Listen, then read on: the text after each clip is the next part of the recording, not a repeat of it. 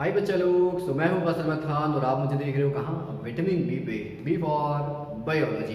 सो यार आज का जो हम लोगों का टॉपिक है, इसमें हम लोग डिस्कस करने वाले हैं किसके बारे में? मेंस्ट्रुअल साइकिल के बारे में। इसके बारे में मेंस्ट्रुअल साइकिल के बारे में, ठीक है। तो जल्दी से चलो इसको शुरू करते हैं मेंस्ट्रुअल साइकिल के बारे में, ठीक है।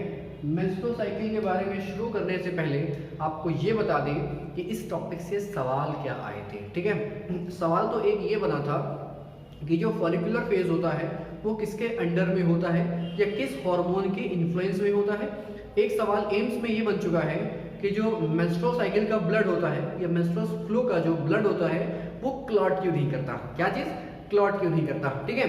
तो ये दो सवाल मेन है जो पेपर में आए चुके हैं, ठीक है। इसके अलावा अदर कॉम्पिटिटिव एग्जाम में कई सारे सवाल मेंस्ट्रुअल साइकिल से रिलेट करके पूछे गए हैं। तो इन सवाल को जल्दी से जानते हैं इनके क्या जवाब हो सकते हैं। तो इसके लिए हम लोग इस टॉपिक को जल्दी से खत्म कर लेते हैं, ठीक है। देखो मेंस्ट्रुअल साइकिल क्या होता है।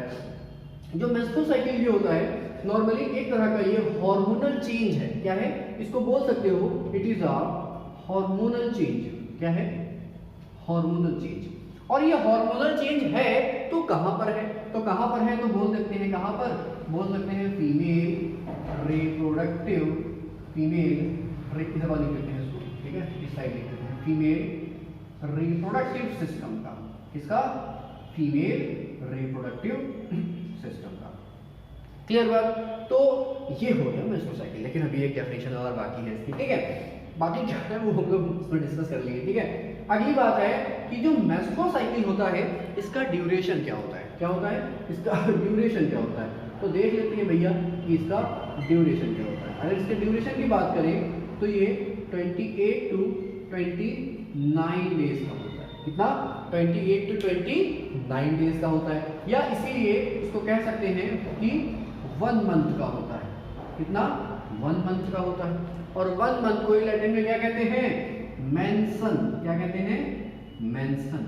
तो मेंसन एक मंथ को कहते हैं, और इस मंथ में जो साइक्लिक या पीरियोडिक चेंज हो रहा है फीमेल की वेजाइना में या रिप्रोडक्टिव ट्रैक्ट में, उसी को कह देते हैं क्या? Menstrual cycle. तो आप समझ में आ गया होगा कि जो मेंस्ट्रुअल साइकिल टर्म आया है वो कहां से आया है? मेंसन से। तो मेंसन से ही नाम दे देते हैं क्या उसको? मेंसन से ही नाम दे देते हैं मेंस्ट्रुअल साइकिल। क्लियर बात? तो अब अगर आपसे नॉर्मली हम कहें तो व्हाट इज मेंस्ट्रुअल साइकिल, तो नॉर्मली आप क्या बोलोगे? कहोगे कि साइक्लिक, क्या कहोगे? साइक्लिक या पीरियोडिक चेंज। क्या बोलोगे? देखो साइक्लिक का मतलब क्या होता है कि अभी ये चेंज हुआ, कुछ समय के बाद फिर ये हो, मतलब एक डेफिनेट टाइम इंटरवल के बाद फिर ये चेंज होने वाला है, इसीलिए उसको साइक्लिक या पीरियोडिक कह दिया गया। तो साइक्लिक या पीरियोडिक चेंज इन वेजाइना और ओवरी बोल सकते हो, ठीक है, यूट्रस बोल सकते हो, तो इन सब में चेंज आएगा, ठीक है। इस तरह से तो साइक्लिक या periodic change in female reproductive system, सीधा सीधा करें, in female reproductive system. Clear बात? तो फीमेल रिप्रोडक्टिव सिस्टम में साइक्लिक या पीरियोडिक चेंज को ही हम लोग क्या कहते हैं? उसी को कहते हैं क्या? Menstrual cycle. क्लियर बात? सो आई होप आपको ये बात समझ में आई होगी, ठीक है। तो चलो देखते हैं कि ये मेंस्ट्रुअल साइकिल जो है ये शुरू कब होता है। हम लोगों को ये पता है कि ये हार्मोनल चेंज होता है, हार्मोन्स की वजह से होता है। अभी हार्मोन की बात भी हम लोग आगे करेंगे, ठीक है। थोड़ा सा इत्मीनान रखिए, अभी पहुंच रहे हैं वहां तक, ठीक है। तो ये मेंस्ट्रुअल साइकिल शुरू कब होता है, और अगर शुरू होता है तो उस टर्म को क्या कहते हैं? फिर मेंस्ट्रुअल साइकिल बंद कब होता है, तो बंद होता है तो उस टर्म को क्या कहते हैं? तो जल्दी से उसकी बात कर लेते हैं, ठीक है। तो एक टर्म है, देखो, मेंस्ट्रुअल साइकिल का स्टार्ट होना, ठीक है। तो जब मेंस्ट्रुअल साइकिल स्टार्ट होते हैं, ठीक है, स्टार्ट कब होते हैं? At the age of puberty. कब होते हैं? At the age of puberty. सभी को पता है भैया, आप सब पढ़े लिखे हो। At the age of puberty. तो जब ये स्टार्ट होते हैं तो स्टार्ट होने के लिए एक टर्म का इस्तेमाल करते हैं, उसको कहते हैं मेनाज। क्या कहते हैं? मेनाज। क्लियर बात? तो मेनाज का मतलब क्या होता है कि प्यूबर्टी के समय मेंस्ट्रुअल साइकिल का स्टार्ट हो जाना कहेगा क्या? मेनाज। और ये कब होता है? ये लगभग 10 टू 13 ईयर एज है। क्या है? 10 टू 13 ईयर एज है। लेकिन ये 10 टू 13 ईयर एज कहाँ की है? ये उन इलाकों की है जहाँ पर गर्मी बहुत पड़ती है, ठीक है। टेम्परेचर ठंडे इलाकों में ये अलग होता है, ठीक है। ठंडे इलाकों में जैसे कि अमेरिका है तो मतलब पोलर रीजन जो होंगे या ऐसे इलाके जहाँ पर ठंड परमानेंटली रहती है, तो वहाँ पर ये एज का थोड़ा सा वेरिएशन देखने को मिलता है। क्लियर बात। तो अब ये मेंस्ट्रुअल साइकिल स्टार्ट हुई तो एक टर्म दिया, ठीक है। जब मेंस्ट्रुअल साइकिल स्टॉप हो जाएगा, रुक जाएगा, ठीक है, रुकेगा कब? लगभग ये 45 से 50 साल की उम्र में, ठीक है। लगभग कब होगा? 45 टू 50 ईयर की एज में हो जाएगा ये, ठीक है। तो उसके स्टॉप होने को कहते हैं, उसके स्टॉप होने को भी एक नाम दिया जाता है, उसको कहते हैं मेनोपॉज। क्या कहते हैं? मेनोपॉज। तो अगर आपसे कोई अब टर्म पूछे कि मीनार्च क्या है और मेनोपॉज क्या है, तो उसके मुंह पे खींच के मारना कि मीनार्च क्या होता है? मेंस्ट्रुअल साइकिल का शुरू होना at the age of puberty. Menopause क्या होता है? 45 से 50 साल की उम्र में मेंस्ट्रुअल साइकिल का बंद हो जाना। किसमें? फीमेल में, है ना। देखिए फीमेल में तो बात कर रहे हैं, मेल में मत बोल देना, ठीक है, गड़बड़ा जाएगा सवाल भी आपका, ठीक है। तो मेंस्ट्रुअल साइकिल शुरू हुआ और मेंस्ट्रुअल साइकिल ये बंद हो गया। लेकिन आपको बता दें कि कभी कभी टेम्परेरीली भी मेंस्ट्रुअल साइकिल सस्पेंड हो जाता है, ठीक है। मेंस्ट्रुअल साइकिल टेम्परेरीली भी सस्पेंड हो सकता है, ठीक है। टेम्परेरी सस्पेंड हो सकता है, मतलब रुक सकता है। लेकिन ये टेम्परेरी अगर सस्पेंड हो रहा है तो कब कब हो सकता है, जरा हम लोग उसकी बात कर लें। कब हो सकता है? तो पहली बात ये है कि जब प्रेगनेंसी होगी, जब प्रेगनेंसी होगी तब मेंस्ट्रुअल साइकिल स्टॉप हो जाएगा। उसके बाद जब लैक्टेशन पीरियड चल रहा होगा, क्या चल रहा होगा? लैक्टेशन पीरियड, मतलब जब माँ अपने बच्चे को दूध जब तक पिलाती रहेगी जिस समय तक, उस समय भी मेंस्ट्रुअल साइकिल नहीं आता, ठीक है। उसी को लैक्टेशन एमिन्यूरिया कह देते हैं, ठीक है। लैक्टेशन एमिन्यूरिया, क्या कहते हैं? लैक्टेशन एमिन्यूरिया, ठीक है। ये बात पढ़ाएंगे जब आपको रिप्रोडक्टिव हेल्थ की बात करेंगे तब इसकी बात करेंगे, ठीक है। तो लैक्टेशन पीरियड में भी रुक सकता है, या इसके अलावा जो पुअर हेल्थ हो, ठीक है, पुअर हेल्थ हो तब भी ये रुक सकता है, या इसके अलावा मेंटल स्ट्रेस होने की वजह से भी क्या हो सकता है? टेम्परेरी मेंस्ट्रुअल साइकिल सस्पेंड हो सकता है। तो इतने सारे केसेस मैंने आपको पढ़ाए, जल्दी से इसका स्क्रीनशॉट लो। तो चले आगे की बात करते हैं कि इसमें कितने मतलब इस मेंस्ट्रुअल साइकिल को कितने पार्ट में पार्ट किया गया है। ओके, सो आई होप आपको इतनी बात ये समझ में आई जो मैंने अभी आपको बताई, ठीक है। तो चलो आगे की बातों पे चलते हैं। तो आगे की बातें अगर बात करें तो अगर आपसे कोई पूछे कि बेटा मेंस्ट्रुअल साइकिल जो होता है वो कहाँ होता है, कहाँ होता है, ये तो आपने बता दिया, फीमेल के रिप्रोडक्टिव ट्रैक्ट में होता है, या फीमेल के रिप्रोडक्टिव सिस्टम में भी हार्मोनल चेंज होता है, उसी की वजह से हमें देखने को मिलता है। लेकिन अगर आपसे पूछे कि किस किस में होता है, मतलब कौन कौन से एनिमल्स है जहाँ पर आपको ये देखने को मिलेगा, तो आप सीधा जवाब दोगे कि हायर प्राइमेट्स में देखने को मिलता है। कहाँ देखने मिलता है? हायर प्राइमेट्स में। तो अगर आप हायर प्राइमेट्स की बात करो तो इसमें आप ह्यूमंस कह दो, क्या कह दो? ह्यूमंस कह दो, इसके अलावा एप्स कह दो, इसके अलावा मंकीज कह दो। तो इन सब में आपको देखने को मिल जाता है हायर प्राइमेट्स में, ठीक है। Menstrual cycle. अदर एनिमल्स में इसको मेंस्ट्रुअल साइकिल नहीं कहेंगे, अदर एनिमल्स में इसको क्या कहेंगे? अदर एनिमल्स में इसको ओएस्ट्रस साइकिल कहेंगे। तो उसके लिए अलग लेक्चर बनाएंगे, फिर उसकी बात वहां पर करेंगे। अभी हम लोग किसकी बात कर रहे हैं? मेंस्ट्रुअल साइकिल की बात कर रहे हैं, ठीक है। अगर देखें मेंस्ट्रुअल साइकिल की बात तो इसमें क्या होता है, अगर हमसे कहें कि मेंस्ट्रुअल साइकिल का क्या कैरेक्टर है, तो हम ये कह सकते हैं कि इसका सीधा सीधा कैरेक्टर ये है, लेकिन कैरेक्टर ये है कि इस दौरान वेजाइनल ब्लीडिंग होती है। क्या होता है? इस दौरान वेजाइनल ब्लीडिंग होती है। तो वेजाइनल ब्लीडिंग होने की वजह से ही इसको कह देते हैं क्या? इसको कह देते हैं मेंस्ट्रुएशन। क्या कह देते हैं? मेंस्ट्रुएशन। एक और बात मिल गई कि मेंस्ट्रुएशन क्यों कहा जाता है, ठीक है। तो चलो अब आगे की बात करते हैं। आगे की बात क्या है कि जो ये मेंस्ट्रुअल साइकिल है इसको हम लोग जब पढ़ते हैं तो उसको हम लोग 4 पार्ट में बांट के पढ़ते हैं। 4 पार्ट के अंदर कितने? 4 पार्ट के हैं, ठीक है। तो पहला जो इसमें इसको डिवाइड करा गया, तो पहला इसका जो पार्ट हम बनाएंगे उसको बोलेंगे क्या? उसको बोलेंगे ब्लीडिंग फेज। क्या बोलेंगे? ब्लीडिंग फेज, या उसी को मेंस्ट्रुअल फेज भी कह सकते हैं। क्या कह सकते हैं? Menstrual phase. क्या कहेंगे? मेंस्ट्रुअल फेज, या इसी का दूसरा नाम है ब्लीडिंग फेज। क्या नाम है? Bleeding phase. बहुत ही इत्मीनान से पढ़ा रहे हैं ताकि आपको इत्मीनान से समझ में आए, ओके। ध्यान से देखना भैया, ठीक है। Bleeding phase. और पूछते हैं कि ये मेंस्ट्रुअल फेज होता है कब से कब तक होता है, तो ये जो होता है ये first day to 4th day तक होता है, मतलब पहले दिन से लेकर 14 मतलब 4th डे तक होता है, ठीक है। क्योंकि हम सभी लोगों को पता है कि जो मेंस्ट्रुअल साइकिल होता है वो 28 से 29 डेज का ही तो होता है ना। और उसमें 1 से 4 दिन मतलब 1st to 4th डेज तक कौन सा चलता है, ये ब्लीडिंग फेज ही चलता है। मतलब सीधा सीधा आप कह सकते हो तो ये 3 से 5 दिन का भी हो सकता है, कहीं कहीं पर 3 दिन, कहीं कहीं पर 5 दिन का, ठीक है। दूसरा फेज जो है उसको कहते हैं फॉलिकुलर फेज। क्या कहते हैं? Follicular phase. क्या कहते हैं? Follicular phase. फॉलिकुलर फेज का एक और नाम होता है, इसी को कहते हैं क्या? इसी को कहते हैं पोस्ट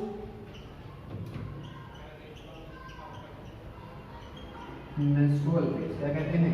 पोस्ट मेंस्ट्रुअल फेज। तो इसके दोनों नाम हो गए, अभी एक नाम और है, एक तो वो भी एक का आपको और बताएंगे कि एक नाम क्या हो सकता है, ठीक है। तो ये जो होता है फॉलिकुलर फेज, ये कब से कब तक होता है? ये होता है 5th डे टू लगभग 14th डे तक चलता है। कब से कब तक? 5th day to 14th day तक चलता है। तो आप जोड़ लो, लगभग 5 से अगर 14 दिन तक चल रहा है तो लगभग कितने दिन का होगा? 8 से 9 दिन का लगभग हो जाएगा, ठीक है। इसके बाद जो तीसरा फेज है उसको देखो जरा, उसको कहते हैं, जो तीसरा फेज है उसको कहते हैं ओव्यूलेटरी फेज। क्या कहते हैं? Ovulatory phase. क्या कहते हैं? Ovulatory phase. इस दौरान क्या होता है? ओव्यूलेशन होता है, मतलब ओवम आता है, ठीक है। तो इसी ओव्यूलेटरी फेज की वजह से इस फॉलिकुलर फेज को एक और नाम दे देते हैं। इसको कह देते हैं क्या? इसको कह देते हैं प्री ओव्यूलेटरी फेज। इसका नाम एक और लिख दे रहे हैं यहाँ पर। और क्या कहते हैं इसको? Pre ovulatory phase. क्या कहते हैं? प्री ओव्यूलेटरी फेज भी कह दिया जाता है, क्लियर बात। तो ये जो ओव्यूलेटरी फेज होता है ये कब से कब तक होता है? ये होता है मिड ऑफ द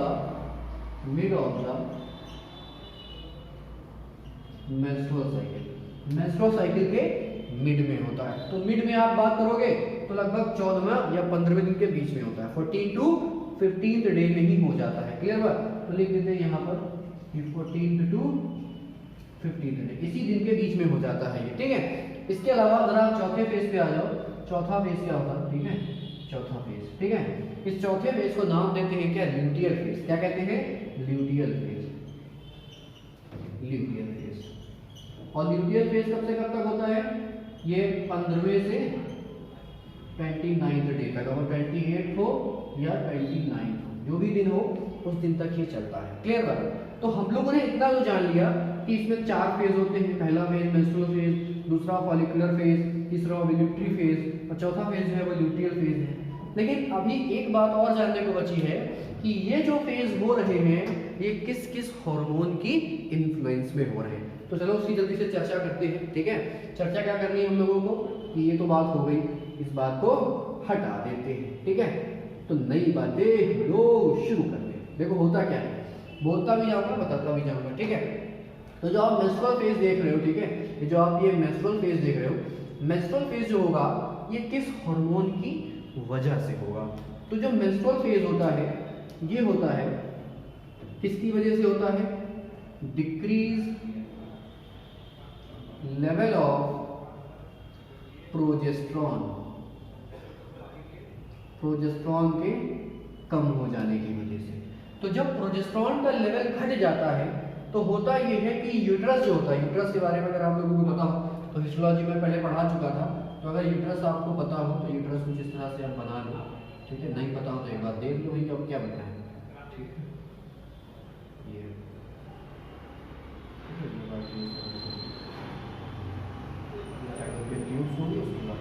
ठीक है। अगर यूट्रस को देखोगे अंदर से तो यूट्रस में अंदर की तरफ ब्लड कैपिलरीज का जाल होता है, इस तरह से अंदर की तरफ ये ब्लड कैपिलरीज होती है। तो अंदर तक ये तो एक नाम देते हैं क्या? इसको नाम देते हैं एंडोमेट्रियम। क्या नाम देते हैं? एंडोमेट्रियम। तो जो एंडोमेट्रियम होती है ये ब्लड कैपिलरी की बनी हुई होती है। तो जब प्रोजेस्टेरॉन का लेवल डिक्रीज होता है तो डिक्रीज होने की वजह से ये एंडोमेट्रियम ही ब्रेक हो जाती है। क्या हो जाता है? एंडोमेट्रियम ही ब्रेक हो जाती है। तो जब एंडोमेट्रियम ब्रेक होगी तो जाहिर सी बात है कि ब्लीडिंग शुरू होगी कि नहीं शुरू होगी? तो ब्लीडिंग शुरू हो जाती है। इसीलिए इसको क्या कह देते हैं? इसीलिए इसको ब्लीडिंग फेज कह देते हैं। और ये किसकी वजह से होता है? ये प्रोजेस्टेरॉन के लेवल कम होने की वजह से होता है, क्लियर बात। तो ये तो बात आपको समझ में आएगी। ये कब से कब तक होता है ये मैंने आपको नॉर्मली बता दिया, ठीक है। उसके बाद देखो, तो जब ब्लीडिंग हो रही है तो ब्लीडिंग हुई तो ब्लड भी मतलब वजाइनल जो कैनाल है वहां से बाहर आ रहा है, तो बाहर आएगा लेकिन कभी क्लॉट नहीं करेगा, ठीक है। तो जो ब्लड होगा, ब्लड डू नॉट क्लॉट। अब क्यों क्लॉट नहीं करेगा, तो उसकी वजह है कि जो एंडोमेट्रियम की वॉल थी, यही सवाल पूछा गया था कि जो एंडोमेट्रियम की वॉल होती है वो एक केमिकल छोड़ती है, उसका नाम होता है क्या, उसका नाम है प्लाज्मिन। क्या नाम है, प्लाज्मिन। तो लिख सकते हैं क्या,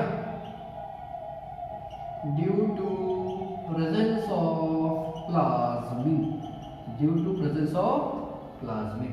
तो ये जो प्रेजेंस का साइन बना है, ठीक है, प्लाज्मिन के होने की वजह से ब्लड क्लॉट नहीं करता, तो ये खासियत होती है इसकी, ठीक है। और आपके आर्टरीज वेन में भी ब्लड है, वो क्लॉट क्यों नहीं करता, उसका जिसको जवाब पता हो तो कमेंट सेक्शन में कमेंट करना, देखते हैं किसको पता है, ठीक है। अगला आ जाता है फॉलिकुलर फेज। तो कहते हैं कि फॉलिकुलर फेज जो होता है वो किसके अंडर में होता है, तो सीधा सा जवाब है फॉलिकल स्टिमुलेटिंग हार्मोन। तो एफएसएच की वजह से होता है। जब मैंने आपको ओवरी का सेक्शन काट के दिखाया था 2-3 लेक्चर पहले, तब मैंने आपको ये बात बताई थी कि एफएसएच की वजह से क्या होता है, ये फॉलिकुलर फेज आता है, ठीक है। तो जब फॉलिकल्स मैच्योर हो रही होगी, क्या होगा, जब फॉलिकल्स मैच्योर हो रही होगी तो मैच्योर जब होगी तो ये बनाएगी क्या, ये बनाएगी ग्रेफियन फॉलिकल। क्या बनाएगी, ग्रेफियन फॉलिकल। और आप सभी को पता है कि अगर ग्रेफियन फॉलिकल को बनाओगे तो उसके ऊपर 5 लेयर होती हैं। सबसे बाहर की लेयर थीका एक्सटर्ना, उसके बाद थीका इंटरना, उसके बाद मेम्ब्रेना ग्रेनुलोसा, उसके बाद कोरोना रेडिएटा, उसके बाद जोना पेलिसिडा, और अंदर सेकेंडरी साइट मौजूद होगा कि नहीं होगा। तो ये केस था ग्रेफियन फॉलिकल का। तो ग्रेफियन फॉलिकल की जो सेकंड लेयर होती है, मतलब बाहर से एक और लेयर है, सेकंड लेयर, अंदर से नहीं कहना, बाहर से जो सेकंड लेयर है उसका नाम होता है थीका इंटरना। तो थीका इंटरना क्या करती है, देखो फॉलिकुलर फेज हो गया किसके इन्फ्लुएंस में, एफएसएच की मौजूदगी में, तो इसकी बात हम लोगों को करनी नहीं है, ठीक है। अगला है कि जब ग्रेफियन मैच्योर हो रही होती है, ठीक है, जब ये ग्रेफियन फॉलिकल क्या हो रही है, जब मैच्योर हो रही होती है, तो मैच्योर होने के दौरान ये एक हार्मोन को सेक्रीट करती हैं, और सेक्रीट को क्या करेंगी एस्ट्रोजन। क्या करेंगी, एस्ट्रोजन। और एस्ट्रोजन कौन करेगा, ग्रेफियन फॉलिकल की जो सेकंड मेम्ब्रेन होती है, क्या होती है, जो सेकंड मेम्ब्रेन होती है उसका नाम होता है क्या, उसका नाम होता है थीका इंटरना। ये जगह ही तुमने लिख दिया यहाँ पर थीका इंटरना। तो थीका इंटरना ही क्या करेगी, एस्ट्रोजन को सेक्रेट करेगी। तो जब एस्ट्रोजन आएगा, जब एस्ट्रोजन आएगा तो एस्ट्रोजन की मौजूदगी में जो ये एंडोमेट्रियम ब्रेक हुई थी, इसको वापस से क्या करा जा रहा होगा, वापस से रीजनरेट करा जा रहा होगा, वापस से ठीक करा जा रहा होगा, वापस से थिक करा जा रहा होगा। ठीक करने की बस सिंपल सी ये वजह है क्योंकि अगले मंथ इसको फिर से तोड़ा जाना है। ज़रा एक बार गौर करके देखो कि फीमेल में कितनी ज़्यादा कॉम्प्लेक्सिटीज़ है, वो क्या है, क्या पेन है, वो कभी किसी से नहीं, किसी से बयां करती। बट हम लोग जो मेल्स नॉर्मली होते हैं वो क्या क्या नहीं सोच लेते हैं किसी फीमेल के बारे में। आज उसी फीमेल की वजह से आज मैं भी यहाँ पर हूँ। जितने भी मेल्स हैं वो उसी फीमेल्स की वजह से, वो उनकी माँ है, वो बहन भी है, उनकी बहन भी है, तो बहुत सारी कॉम्प्लेक्सिटीज़ हैं। तो हमको क्या करना चाहिए कि कभी भी किसी फीमेल को ऐसे ही जज नहीं करना चाहिए, ठीक है। वो फीमेल कौन से दुख दर्द सह रही है उससे हम लोग बिल्कुल ही कोसों दूर होते हैं क्योंकि वो हमको कभी बताती नहीं है नॉर्मली, ठीक है। तो अगर आप इस फील्ड में हो तो आप जान पाते हो कि ये क्या है। आपके हल्का सा कट भी लग जाता है तो आप दर्द फील करते हो। ज़रा सोचो तो जानबूझ के उनकी पूरी यूट्रस की वॉल को तोड़ा जा रहा है, कितना पेन झेल रही है, कितना पेन वो सह रही है उस टाइम। क्या आपसे कभी आपकी बहन या आपकी मम्मा कभी इस बात को कहती है? नहीं, फिर भी चेहरे पे मुस्कुराहट। तो ये होती है फीमेल, ठीक है। हमेशा एक फीमेल की इज्जत करना सीखो, ठीक है। चलो, तो एस्ट्रोजन की बात करी हमने। तो एस्ट्रोजन जब आएगा तो इस टूटी हुई एंडोमेट्रियम को वापस से क्या करना शुरू कर देगा, वापस से बनाना शुरू कर देगा।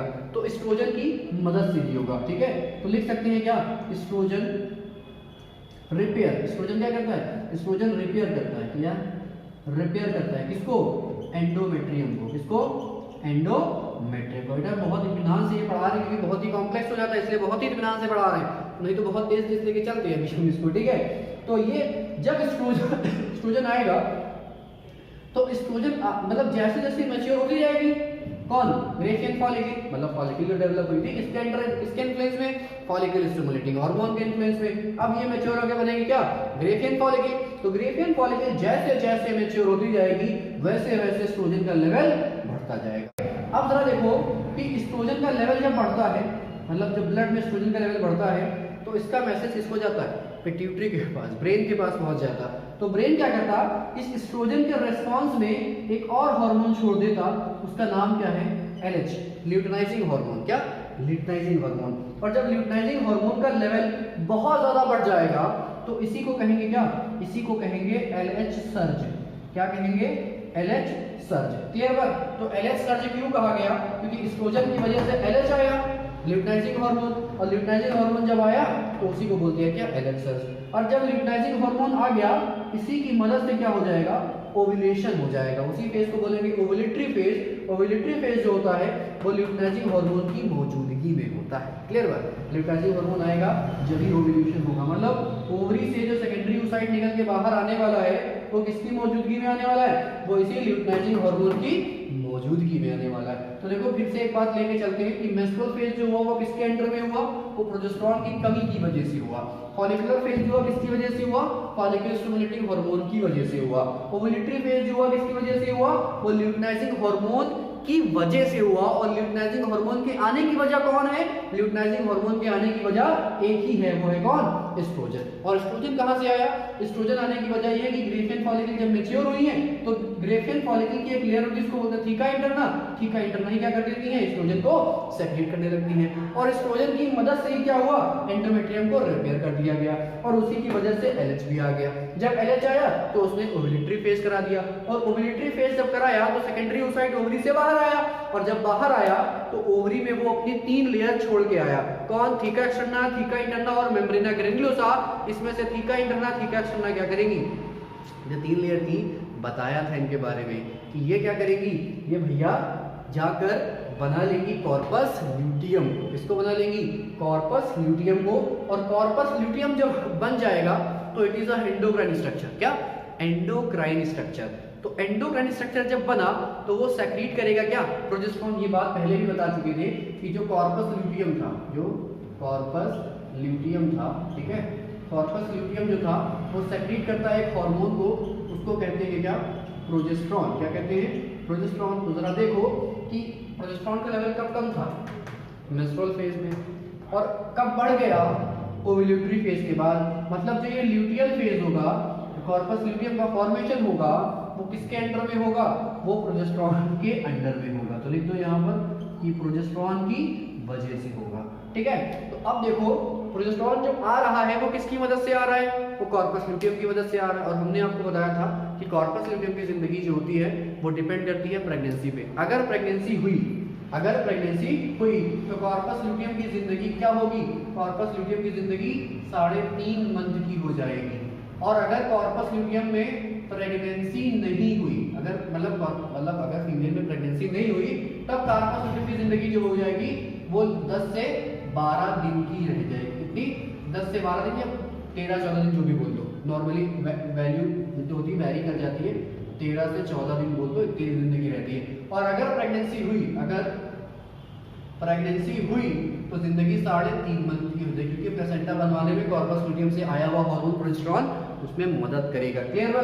तो जरा देखो कि अगर प्रेगनेंसी नहीं हुई तो अगला मेंस्ट्रुअल साइकिल फिर आएगा। तो अगर अगला मेंस्ट्रुअल साइकिल आएगा और कॉर्पस ल्यूटियम की जिंदगी 13 से 14 दिन, मतलब जो प्रोजेस्टेरोन होगा वो 13 से 14 दिन तक ही रहेगा, मतलब 15 से 28वें दिन तक। उसके बाद 28 दिन के बाद क्या हो जाएगा, प्रोजेस्टेरोन का लेवल कम हो जाएगा, क्योंकि कॉर्पस ल्यूटियम खत्म हो जाएगा, कॉर्पस अल्बिकेंस में बदल जाएगा और खत्म हो जाएगा, तो प्रोजेस्टेरोन का लेवल कम हो जाएगा। तो अगर कम होगा, देखो फिर से कौन सा फेज आ जाएगा, फिर से मेंस्ट्रुअल फेज आ जाएगा। क्लियर बात। तो इसी तरह से ये साइक्लिक चेंज जो है फीमेल के रिप्रोडक्टिव ट्रैक्ट में ये चलता रहता, और उसी के लिए हम लोग स्टडी करते हैं किसकी, मेंस्ट्रुअल साइकिल की। क्लियर बात। सो आई होप आपको ये बात समझ में आई होगी कि इतना सारा जो हम लोगों ने यहाँ पर रायता फैलाया है मेंस्ट्रुअल साइकिल के लिए, वो क्यों फैलाया। तो एक बार फिर से रिवाइज कर लेते हैं कि मेंस्ट्रुअल फेज जो हुआ कब हुआ, प्रोजेस्टेरोन के लेवल के कम होने की वजह से। फॉलिकुलर फेज के अंडर में हुआ FSH की मदद से। FSH की मदद से जब फॉलिकुलर फेज कंप्लीट हुआ तो बनी ग्रेफियन फॉलिकल। ग्रेफियन फॉलिकल जब बनी तो उसकी थीका इंटरना ने क्या करा, एस्ट्रोजन सेक्रेट करा। एस्ट्रोजन की मदद से क्या हुआ, एंडोमेट्रियम को रिपेयर करा गया। एंडोमेट्रियम रिपेयर हो गई, ठीक, अलग बात। एस्ट्रोजन का लेवल बढ़ा तो उसकी मदद से एक हार्मोन आया, उसका नाम क्या है, ल्यूटिनाइजिंग हार्मोन। ल्यूटिनाइजिंग हार्मोन आया तो उसकी मदद से कौन सा फेज हुआ, ओविलिटरी फेज। ओविलिटरी फेज हुआ तो कॉर्पस ल्यूटियम बना, कॉर्पस ल्यूटियम बना तो प्रोजेस्टेरॉन आया, प्रोजेस्टेरॉन के अंदर में कौन सा फेज हो जाएगा, ल्यूटियल फेज। तो ल्यूटियल फेज कब से कब तक का होता है, तो ये मैंने आपको बात बता दी। अब बता दें कि हम लोग ने जो हार्मोन पढ़े हैं वो 4 हार्मोन पढ़े हैं, जिसको स्क्रीनशॉट करना ले लो भैया, बस गंदा गंदा लिखा है, नोट्स में सारी बात अवेलेबल हो जाएगी, ये बस समझाने के लिए था, नोट्स आपको अवेलेबल करा दिए जाएंगे, ठीक है। चलो एक चीज को देखो, चीज क्या है, वो चीज नहीं है, हार्मोन है। अब हार्मोन क्या, जरा देखो, हम लोगों ने 4 तरह के हार्मोन की बात करी, ठीक है। अब वो 4 तरह के हार्मोन कौन कौन से, जरा उस चीज को देख लो, वो 4 तरह के हार्मोन कौन कौन से, जरा देखो। हम लोगों ने एक हार्मोन बात करी है किसकी, फॉलिकल स्टिमुलेटिंग हार्मोन, एक बात करी है ल्यूटिनाइजिंग हार्मोन, एक बात करी है किसकी, प्रोजेस्टेरॉन, और एक बात करी है किसकी, एस्ट्रोजन की बात करी है। तो ये 4 हार्मोन ही तो हैं, ये सिर्फ 4 हार्मोन ही है जिसकी हम लोगों ने ऑल ओवर मेंस्ट्रुअल साइकिल में बात करी है। तो अब जरा ये बताओ कि इनमें से कौन से हार्मोन ओवरी से आए हैं और कौन से हार्मोन पिट्यूटरी से आए। तो ये एक सवाल है जो मैं आपके सामने बवाल के तौर पे पेश कर रहा हूँ, ठीक है। देखो, फॉलिकल स्टिमुलेटिंग हार्मोन और ल्यूटिनाइजिंग हार्मोन जो है वो पिट्यूटरी से है, और एस्ट्रोजन और प्रोजेस्टेरॉन जो है ये कहाँ से हैं, ये ओवरी से है।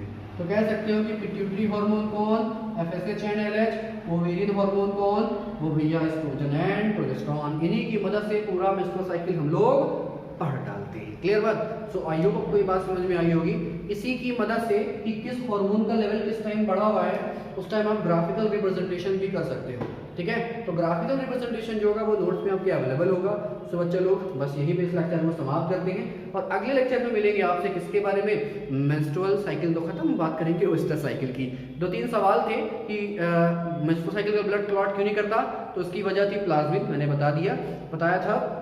इसके अलावा कि जो फॉलिकुलर फेज होता है किसके अंडर में होता है, FSH के अंडर में होता है, ओविलिटरी फेज होता है किसके अंडर में होता है, LH के अंडर में होता है। तो बाकी जो भी सवाल थे हमारे सब इस टॉपिक से क्लियर हो गए। सो आई होप आपको लेक्चर सुन के अच्छा लगा होगा, देख के भी अच्छा लगा होगा। अगर अच्छा लगा हो तो प्लीज़ लाइक शेयर करना मत भूलना, और जिसने भी अभी तक सब्सक्राइब नहीं कराया वो जल्दी से वो पिछला घंटा दबा लो, ताकि जल्दी से सब्सक्राइब हो जाए, आपको टाइम लेक्चर मिल जाएगा। सो मिलेंगे बच्चे लोग आपसे अपने नेक्स्ट लेक्चर में। Till then bye bye.